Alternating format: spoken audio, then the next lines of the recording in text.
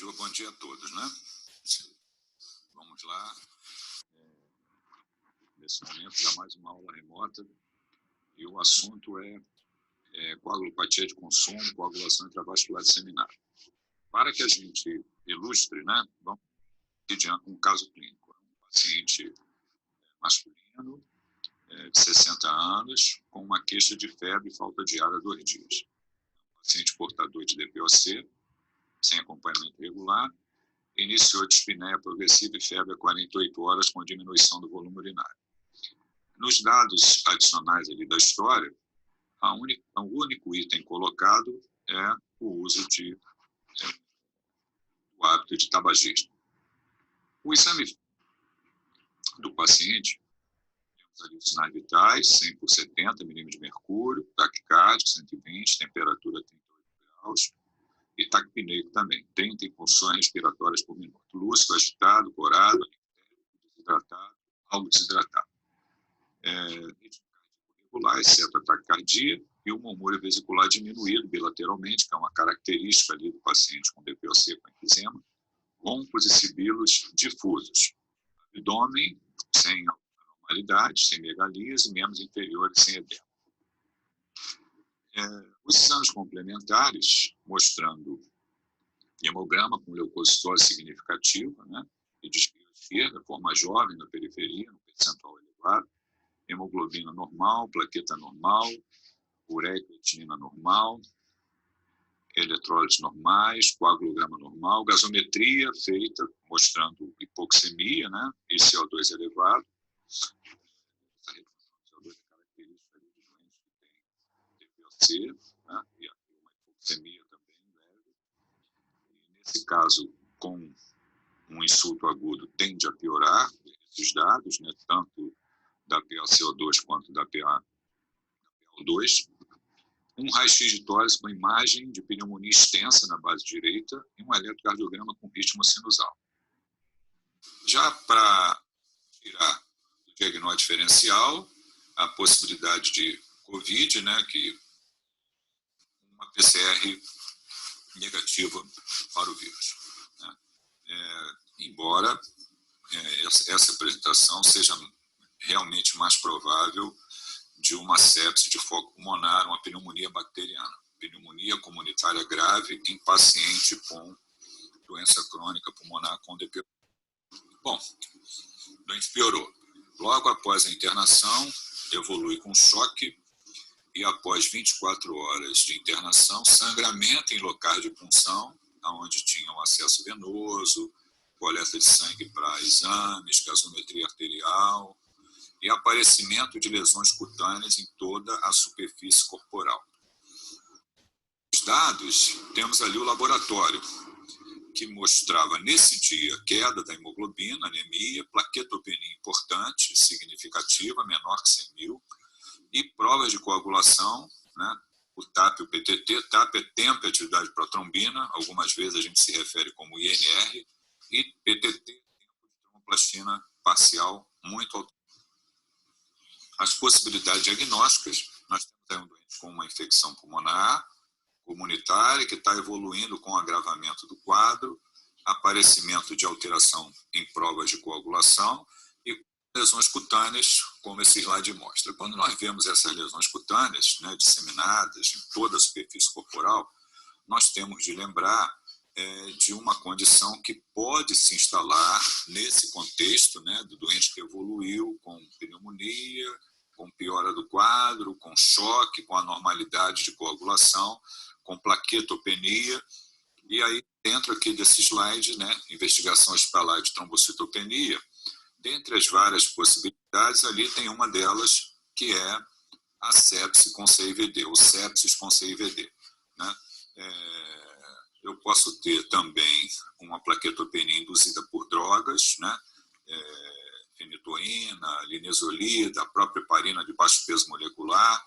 Eu posso ter por doença hepática, eu posso ter outras síndromes menos comuns, como síndrome hemolítica urêmica, púrpura trombocitopênica trombótica, mas o nosso caso se encaixa em sepse com CIVD. Para que a gente entenda um pouco melhor, nós vamos falar um pouquinho da fisiologia da hemostasia. Nós temos aqui o que significa interrupção do sangramento e requer vários processos altamente regulados, culmina com a produção de um coágulo localizado no local da injúria vascular, no curso de segundos a minutos, né? A disrupção do endotélio vascular ativa esse processo fisiológico, que inclui inicialmente a formação de um plug plaquetário, que chamamos de hemostasia primária, ativação da chamada cascata da coagulação, que leva à formação da malha de fibrina, hemostasia secundária.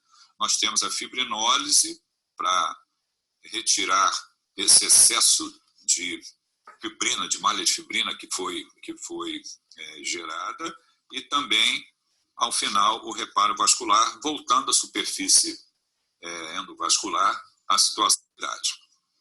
Aqui nós temos o papel das plaquetas, né? Mostrando que são fases que ocorrem, adesão, ativação, secreção, agregação, com ali as plaquetas agregadas já com as malhas de fibrina, a ligação do fibrinogênio. Aqui nós podemos olhar a via da coagulação, né? Classicamente, nós dividimos essa cascata da coagulação, isso já há várias décadas, em duas vias de ativação, né? A via extrínseca, onde nós temos a ativação através do fator tecidual, eu tenho uma lesão endotelial e eu tenho a ativação do fator tecidual, e a via intrínseca, que é por precursores de proteínas, né, que são zimogênios, que são ativados por contato. Então, via intrínseca, via extrínseca, culminando para uma via comum, que leva à geração de trombina, que por sua vez transforma o fibrinogênio em fibrina. Quando nós avaliamos a coagulação, nós normalmente usamos 3 testes, né? Como já foi falado anteriormente. É o TAP, tempo de atividade de protrombina, que se refere como INR, e PTT, tempo de tromboplastina parcial. Aqui vocês vejam que, quando a gente está avaliando o PTT, a gente está avaliando a via intrínseca. Quando a gente está avaliando o TAP, a gente está olhando a via extrínseca. Então, quando nós avaliamos o coagulograma e acrescentamos o número de plaquetas, a gente está tentando olhar tudo o que ocorre na via da coagulação.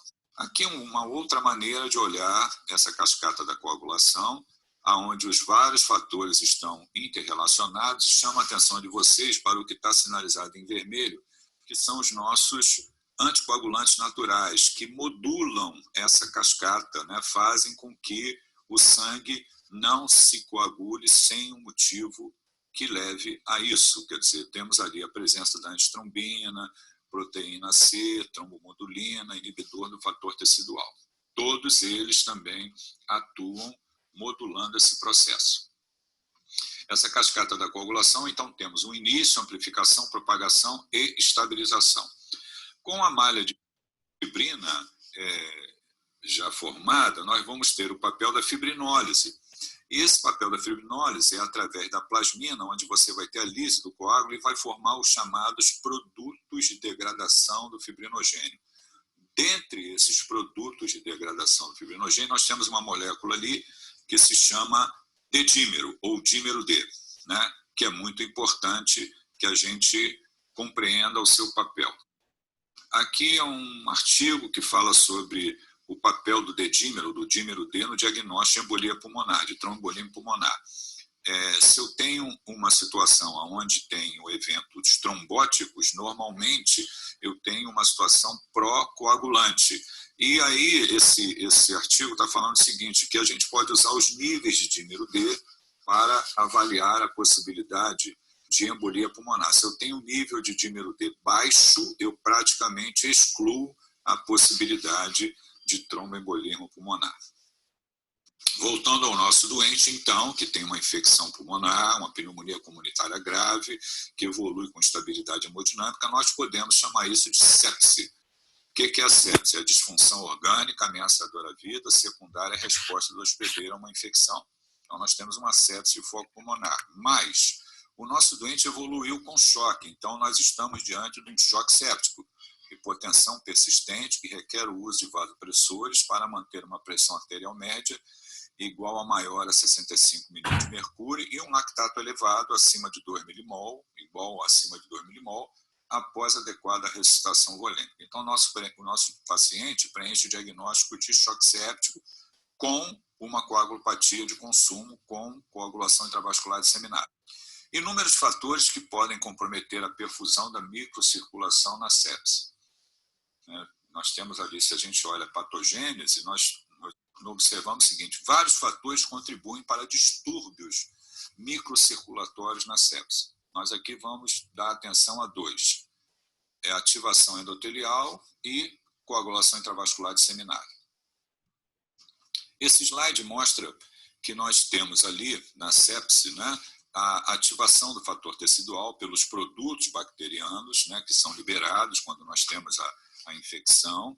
Isso acaba comprometendo a estrutura endotelial. Você tem a ativação do fator tecidual e você tem um estado protrombótico, né, como colocado ali, aumento da coagulação com a geração, a formação de microtrombos, onde as plaquetas ficam agregadas, mais a malha de fibrina. Esses microtrombos, acoplado nesse processo também a uma diminuição desses nossos anticoagulantes naturais, diminuição de atitrobina, diminuição do inibidor de fator tecidual, diminuição da proteína C, nós vamos ter a facilitação da trombose, da obstrução da microcirculação, levando à hipoperfusão tecidual, levando à queda da oxigenação tecidual, levando à falência de múltiplos órgãos que ocorre nesses pacientes. Nós temos aqui também um dado bastante interessante, que é a passagem da hemácia por essa malha de fibrina na microcirculação, fazendo com que ocorra a fragmentação dessas hemácias. E ele chama aqui de esquizócito, né? Então, se eu olho uma lâmina de sangue periférico num doente com CIVD, eu devo encontrar a presença dessas hemácias que são fragmentadas, que a gente chama de esquizócito. Então, isso faz parte de um quadro que a gente chama de anemia microangiopática, né? Anemia hemolítica microangiopática. Eu tenho a fragmentação da hemácia e a presença desses esquizócitos. Isso aí nós usamos para também fazer o diagnóstico de uma coagulopatia de consumo, de uma coagulação intravascular disseminada. Então, fisiologia e manifestações clínicas da CIVD. Ativação da coagulação intravascular, ali pelos produtos bacterianos, né? Lesão endotelial, deposição de fibrina na microcirculação, consumo de fatores da coagulação em plaquetas. Essa deposição de fibrina na microcirculação leva, como nós vimos anteriormente, a trombose, a dano isquêmico de órgãos, manifestações trombóticas. Eu posso ter ali isquemia digital, necrose digital. Também, laboratorialmente, pela fragmentação das hemácias, a chamada anemia hemolítica microangiopática, onde eu tenho queda da hemoglobina por conta do sangramento, por conta dessa microangiopatia, e também temos ali a presença dos esquizócitos. Isso leva à ativação de uma fibrinólise secundária com geração de produtos de degradação do fibrinogênio. Já vimos também que um desses produtos é o dedímero. E esse consumo de fatores de coagulação, né, e de plaquetas vai fazer com que ocorra também uma facilidade maior de sangramento. Por isso que o nosso paciente estava lá com sangramento nos locais de punção.